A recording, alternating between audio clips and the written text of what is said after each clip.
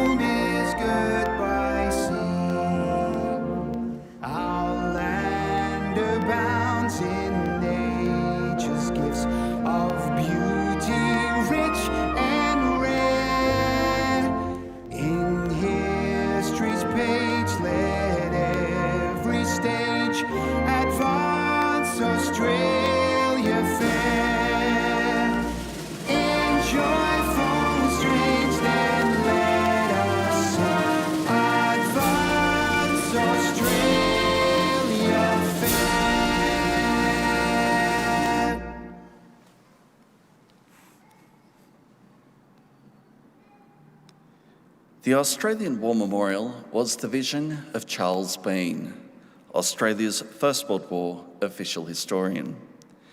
Bean landed with the Australian troops on Gallipoli and stayed with them at the front through to the end of the war. The idea of this national memorial and museum came to him at Pozières, France, in the depths of the bloody fighting of 1916.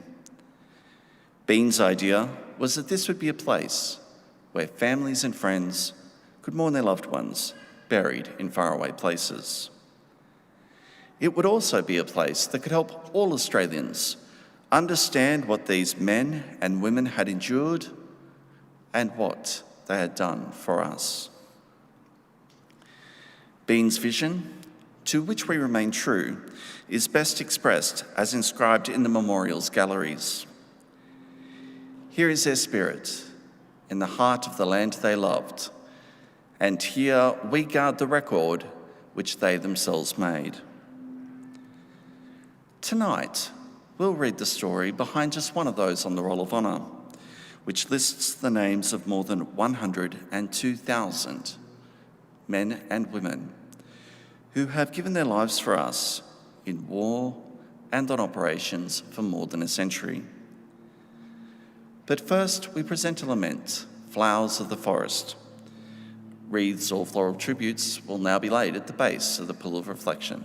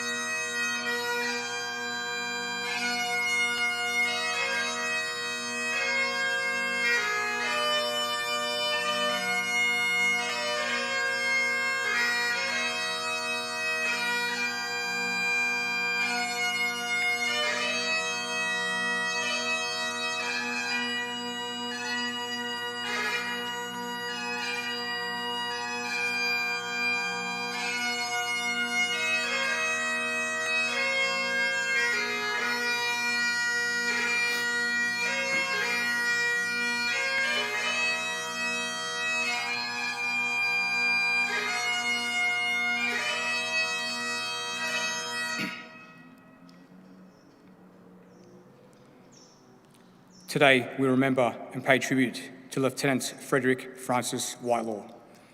Frederick Whitelaw, known as Ted, was born in 1888 to William and Ruth Whitelaw of Kerrang, Victoria.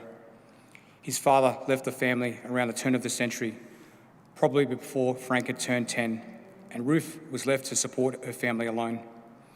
After completing his schooling, Ted went on to become an accountant for a local jeweller, Mr. Waddle. His younger brother Frank would later undertake watchmaking apprenticeships at the same establishment. Ted was a noted footballer and cricketer in the Kerrang district and was known as an all-round athlete. Ted Whitelaw enlisted in the Australian Imperial Force in July 1915. He underwent a period of training in Australia before leaving for active service overseas with reinforcements to the 14th Battalion in November. He disembarked in Egypt on the 20th of December, meeting several men he knew from the Kerrang district in military camps shortly afterwards. With his training soon started, Whitelaw rode home to say things are not too rosy at all. At 7 a.m, we now go for a 4-mile journey, 2 out, 2 home, which is covered mostly at the double and rapid marching, sandwiched with a 5-minute spell. It shakes the boys up. I can tell you, the weak ones soon drop out. For those not in good nick, it is rather severe. Whitelaw had served in Egypt just before the AIF underwent a period of reorganisation and expansion following the evacuation from Gallipoli. As part of this process, he was transferred to the newly formed 46th Battalion. His leadership qualities were soon recognised, and in April 1916, he was promoted to corporal. In June 1916, the 46th Battalion was sent to France. It was first sent to the French-Belgian border to gain experience of Western Front conditions in a quieter sector of the line. From there, they were sent south to take part in the vicious fighting around the French village of Poitiers. The 46th Battalion played a secondary role at Poitiers. On the 8th of August 1916, they moved into the front line, where they supported an attack made by the 45th Battalion. Nevertheless, the entire Poitiers sector was under constant shell fire. While on the front line, Whitelaw's platoon sergeant was killed, and Whitelaw took charge for the next 4 days until his unit could be relieved. As a result, Whitelaw was sent to Balliol College in Oxford to study for his commission. In November 1916, Ted Whitelaw received his commission. The following month, he was back on the battlefields of France, having been transferred to the 29th Battalion. Around the time he returned, one of his men wrote in a letter, "He is one of 1,000. The company and the officers think the world of him." On the morning of the 2nd of March 1917, a party of the 29th Battalion took part in an attack near the French town of Bapaume. Lieutenant Whitelaw was put in charge of the attacking party, leading them across no man's land into a German trench where they immediately encountered fierce opposition. Floundering in the deep mud, the attacking party was forced to withdraw.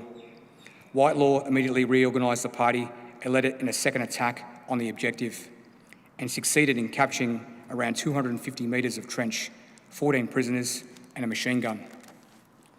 Whitelaw, who was always at the head of the party and showed great dash and daring during the operation, was later awarded a military cross for his actions. He sent the medal home to his mother for safekeeping. The local newspaper noted that the parents and the family are to be congratulated in having a member who has so nobly distinguished himself in the performance of hazardous duty. The whole of the Kerrang district is proud of him. In June 1916, Whitelaw sent to England on leave, spending most of his time in and around London. There he met a friend from Kerrang, Sergeant Carruthers, who spent 2 days with him. Carruthers wrote, "He looks particularly well, and no doubt he is some soldier." During his leave, however, Ted received word that his younger brother Frank, who had enlisted 6 months before Ted, was killed in action on the 7th of June at Messines. Carruthers wrote, "The last few days of the furlong was anything but pleasant for him." Lieutenant Whitelaw spent the later half of 1917 in and around the muddy sodden battlefields of Ypres salient. In November he wrote, our last turn in the line was by no means a picnic. Rain, mud and shells galore was the order of our tour. And to sum it up, things were uncomfortable indeed. Shortly afterwards, he fell sick with trench fever and was sent to hospital in England. Whitelaw returned to France shortly before the Germans launched their massive spring offensive in early 1918.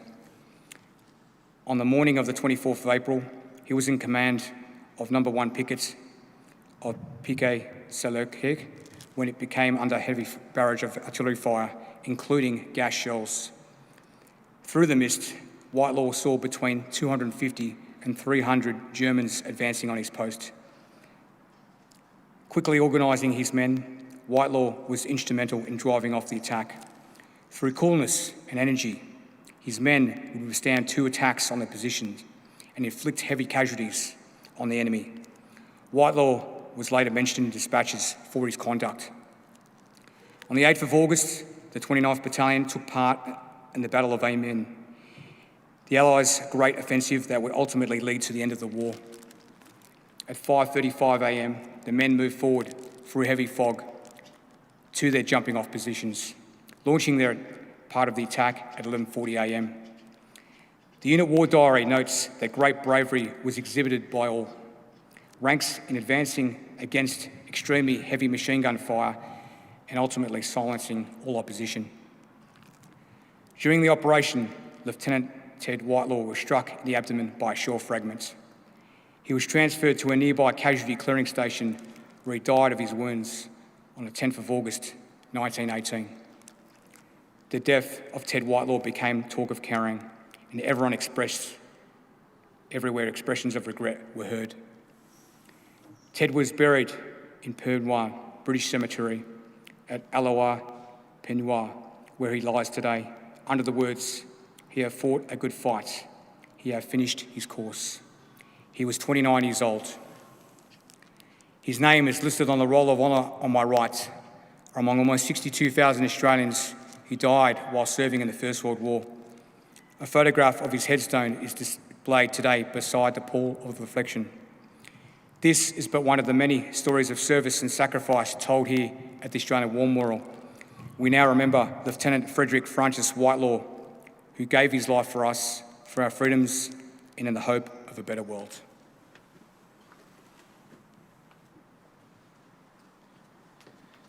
Please stand for the reading of the Ode and the sounding of the last post.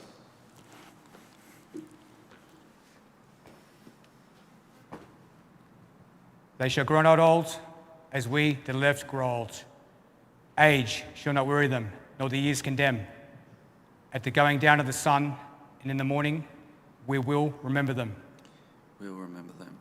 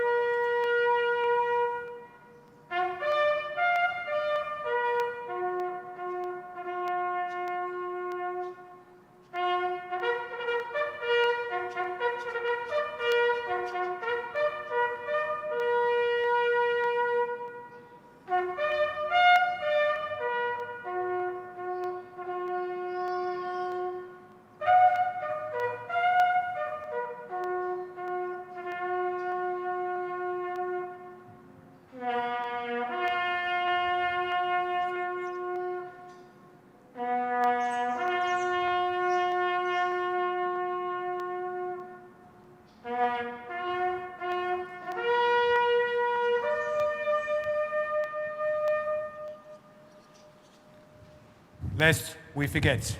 Lest we forget.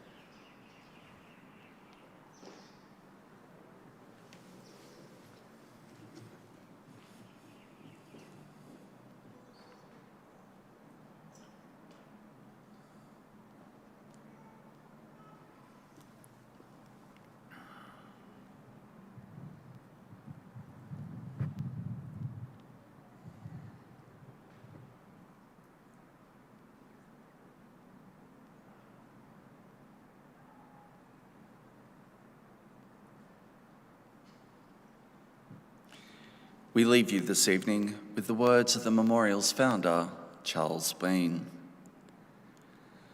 Many a man lying out there at Poziere or in the low scrubber Gallipoli, with his poor, tired senses barely working through the fever of his brain, has thought in his last moments, well, it's over. But in Australia, they will be proud of this. Ladies and gentlemen, girls and boys, that concludes the last post ceremony. We'd like to thank you for visiting the Australian War Memorial and wish you all a very good evening. Thank you.